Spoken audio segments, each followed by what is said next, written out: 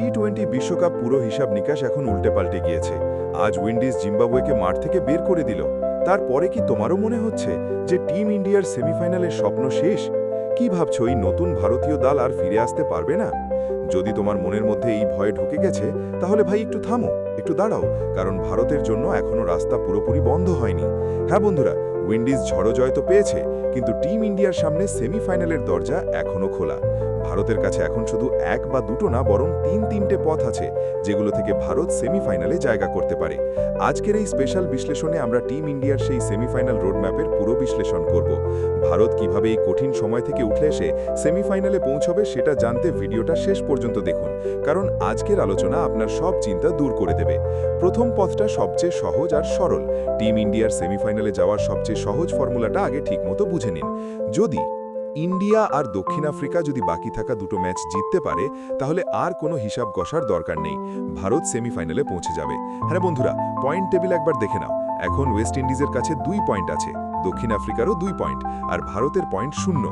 এখন যদি আফ্রিকা পরের দুটো ম্যাচ জিতে যায়, তাহলে তার পয়েন্ট হবে 6, আর যদি ভারত ইন্ডিজ আর জিম্বাবুয়েকে দুটো ম্যাচেই হারায়, তাহলে ভারতের পয়েন্ট হবে 4। এমন পরিস্থিতিতে নেট রান রেট দেখার দরকারই পড়বে না, কারণ ইন্ডিজ আর জিম্বাবুয়ে পয়েন্টের ব্যাপারে ভারত নিচে থাকবে। এটাই সবচেয়ে সহজ পথ। তোমরা দুটো ম্যাচ জিতে যাও আর আফ্রিকার জয়ের জন্য দোয়া করো।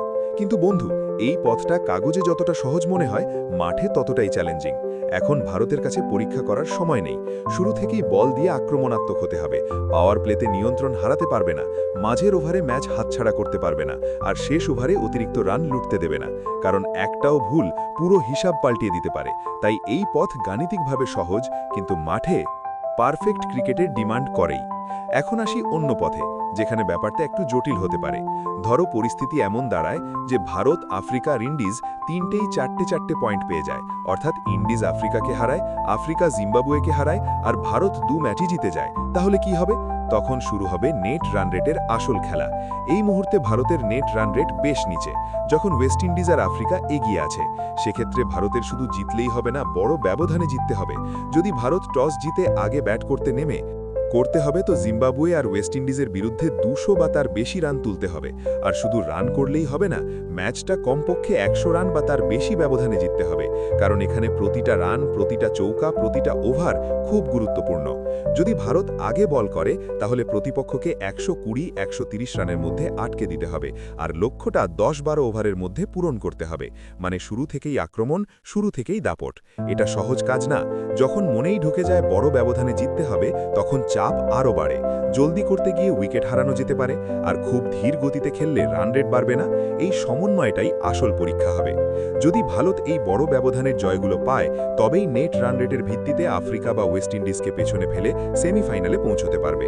কাজটা কঠিনই হবে, কিন্তু এই নতুন টিম ইন্ডিয়াতে সেই জাজবা আছে।